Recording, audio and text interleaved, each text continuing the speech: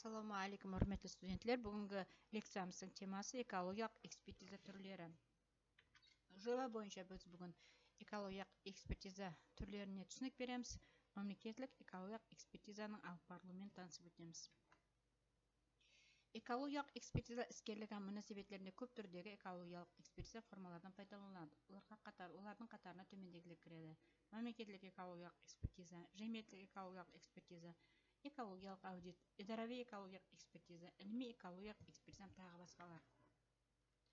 Мемлекеттік экологиялық экспертизасы қоршаған орталық тарауында кепілдікті органдар тарапынан әмелге асырылады, тағайындалады. Жемиеттік экологиялық экспертизасы мемлекеттік емес, коммерциялық болмаған шөлкемдердің ауқымлары бұқараларының күшіменен әмелге асырылады. Ал экологиялық аудит болса, қожалыққан басқа әрқилы іскерлік объекті мал мүлкі шешіміне текарынан өткеріледі. Идарави экологиялық экспертиза тиісті кеңестердің бұйрығына муафық өткеру мүмкін, ол тиісті мекемелік структура ішінде әмелге асырылады. Ілми экологиялық экспертиза ілми шөлкемдер емасы жоғарғы оқу орындары тарапынан өткеріледі және оның жұмағы мағлұмат характеріне ие болады. Бұлардан тысқары экологиялық экспертизаның төмендегі түрлері бар: экологиялық санитариялық экспертизасы, экологиялық норматив экспертиза, экологиялық құқықи экспертиза.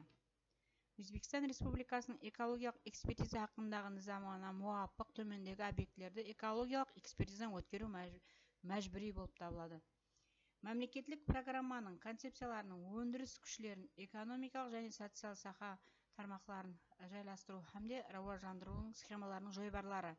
Бәші түрдегі құрылыстар үшін жер учаскаларын ажыратыру материалдары, жойбар алдам, жойбар хұжетлері, табиғи ресурсларын пайдалану менен байланысты қожалық һәм басқа әрқилы іскерлікті тәртіпке салушы норматив, техникалық һәм жоллама стилистика хұжетлерінің жойбарлары, техникалық технология, материалдар, өнімдердің жаңа түрлерін жаратуына тиісілі хұжетлер, қоршаған табиғи орталық жағдайынан бұқаралар саламатына ұнамсыз тәсір көрсетуші істеп тұрған карханалар һәм басқа да объектілер.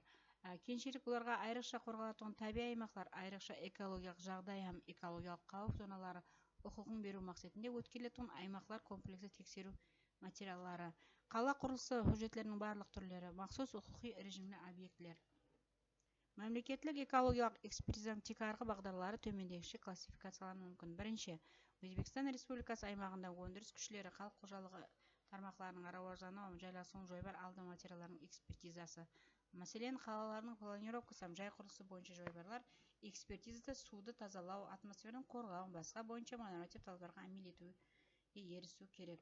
Екіншіден, республиканың социалық экономикаға рауаждану мақсатлы программаларының жойбар алды материалдарының сонымен бірге жер, су, биологиялық ресурслар, пайдалы қазыналардан пайдалану, оларды қорғау схемаларының экспертизасы. Мысалы, халық жасау манзиллері планировкасы һәм жай құрылысты халық жасау жайлары сондай-ақ жайласу керек. Ол жағдайда зиянлы факторлардың халық саламатлығын, санитария, коммунал шариғаттарға тәсірін максимал дәрежеде азаю керек. Үшіншіден, экологиялық ахметке ие болған объекттер емасы табиғаттан пайдалануға тәсір көрсететін объекттер, халықтың экологиялық қауіпсіздігі талаптарына жауап бермейтұғын жаңа техника, материалдар, затлардың заң талаптарына көре өндіріске рұқсат берілмейді. Соған көре санат өнімдері, машиналар, табиғатты қорғау нормалары, қағидалары талаптарына сәйкес келуін анықтау үшін экспертизадан өткеріледі. Қадағалау үшін сұраулар. Диққатларыңыз үшін рахмет.